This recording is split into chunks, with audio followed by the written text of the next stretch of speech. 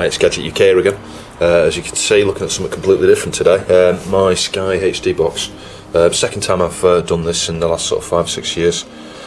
It's the capacitors. These capacitors, you need sort of high ESR caps on there. You'll find first time you go in here, well, and the symptoms, by the way, it'll be crashing. You know, you'll be fast forwarding something or rewinding it. It'll reboot the box. You get graphical corruptions, sound glitches. All of those sort of weird and wonderful things that can make you think the box is on its way out. And typically, you know, take it apart. It's about 6 screws, 7 screws, and holding the lid on. You've got these 3 clips, the front, and before you actually be able to slide this whole thing off, you'll need to open the door. Sorry, got some terrible marks on there. And there's a screw on the inside there. And then when you lift these 3 clips, the whole thing slides off. And once you're inside, yeah, you want to remove the power supply. And in order to do that, you need to remove this fan. And it's on a pull fit. It's on these little rubber, can you see them, the little rubber things, the stretchy things. And they're just held in by the edge being sort of slightly wider there, but it's totally rubber. And the idea is you just pull it off, but putting it back on, as you can see, it's problematic. And I found the easiest way to do this is to, you know, just line it up with a case.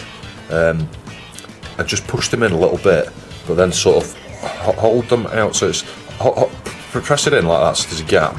You can see the gap between the fan and the actual edge of the case, and then just sort of, as you hold it, sort of pull it back like that, and then you'll find it's slid in that particular amount, that millimetre or 2.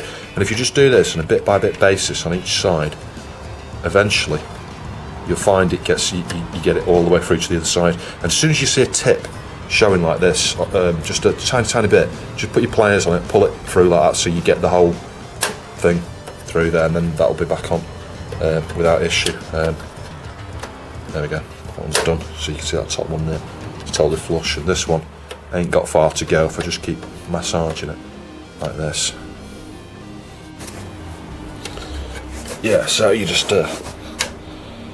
pull it out like that, hold it, and just sort of push it, and eventually you'll get it all the way in. You can see it's getting further each time there, getting near the end now.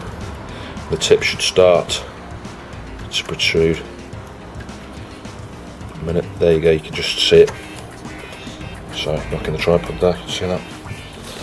Just get the tweezers onto that, or pliers.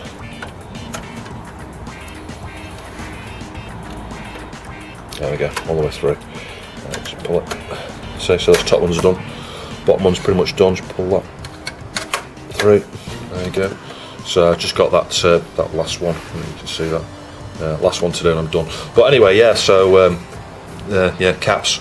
So I think there's a couple of unusual size ones there, 1200 microfarad, and they're pretty small, you know, thin sort of capacitors. You want 105 degrees. I think the voltages, some of these are quite high as well, like 50 volts. I think there might be 1 or 2 12-volt ones, but for the most part they're pretty much 50-volt caps. But if you replace all of those out and reassemble, sort of clean it all up while you're in here as well, there's usually quite a bit of dust, you'll find that in most cases that solves all your crashes, misrecordings, reboots, resets, you know, glitches of sound, glitches of video, pretty much solve everything. If it doesn't, the only other component really that you probably is likely is your hard disk, and this has been swapped out previously. I put a 500 gig SATA hard disk in here 3 or 4 years ago now. And incidentally, if you want to keep what you've got on here, if you've got programs on here that aren't sort of corrupted and they're still watchable, but you've got quite a few built up in the planner, you can take this drive out, connect it to a PC via the SATA cable, and you need to do some research, but there's some software online